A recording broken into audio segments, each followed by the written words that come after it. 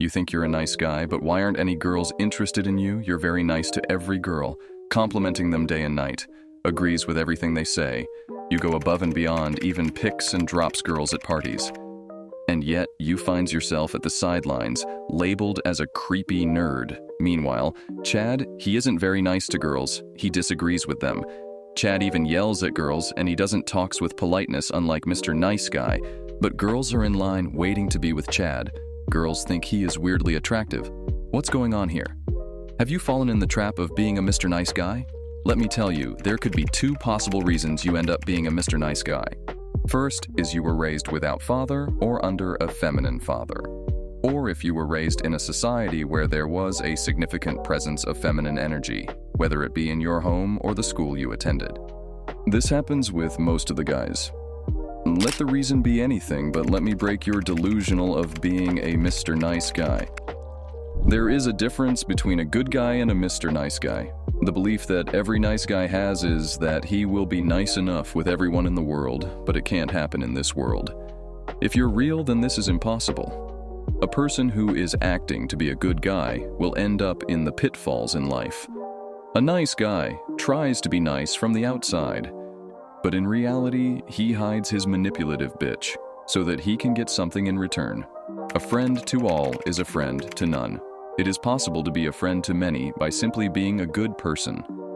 However, one cannot have with many people the same relationship that is based in virtue and character. A person who agrees to everyone and says nice things to them, like a liar. He runs from hurting a person's feeling and being a bad guy. But a Chad is unapologetically himself, navigating the world with a no-nonsense attitude. While he may seem rude or bitter, there's a lesson to be learned. The Chad doesn't tiptoe around hurting feelings. He speaks the brutal truth. It's not about being heartless, but embracing a level of authenticity that refuses to sugarcoat reality. Do you know, Mr. Nice Guy is a coward, as he consciously avoids fights and conflicts, opting for the path of least resistance and a preference for peace. The Chad emerges as a bold counterpoint. The Chad doesn't back down from challenges.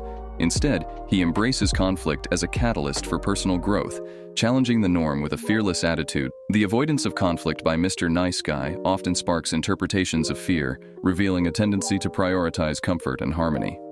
In contrast, the Chad embodies assertiveness, fearlessly standing up for his beliefs without hesitation, disrupting the status quo with a dynamic and unapologetic approach. Unlike Mr. Nice Guy, the Chad doesn't merely aim for agreeability. His intention goes beyond maintaining a positive demeanor. It's about authentic expression, even if it disrupts the harmony. This fearless authenticity creates an environment where interactions are genuine and deep, transcending the surface-level pleasantness. When you are too nice to girls, helping them and doing everything to have them, they start to set more and more boundaries until you are finally friend-zoned. It's different for Chad's girls break their boundaries for them. Nice Guys isn't rooted in excessive kindness, but rather in their struggle to establish firm boundaries, particularly in relationships with women, rather than attributing their difficulties to being too nice.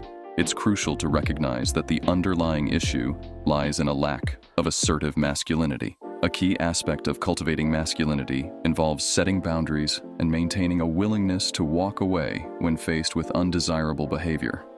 Many nice guys tend to avoid asserting these boundaries, leading to resentment and a perceived lack of protection from women. The goal is not to abandon kindness, but to intertwine it with strength, decisiveness, and the ability to command respect by confidently standing by one's principles. Remember that the journey to understanding oneself is an ongoing process. It's not about abandoning kindness or becoming an unapologetic force, but rather finding that sweet spot where authenticity, assertiveness, and genuine connection converge.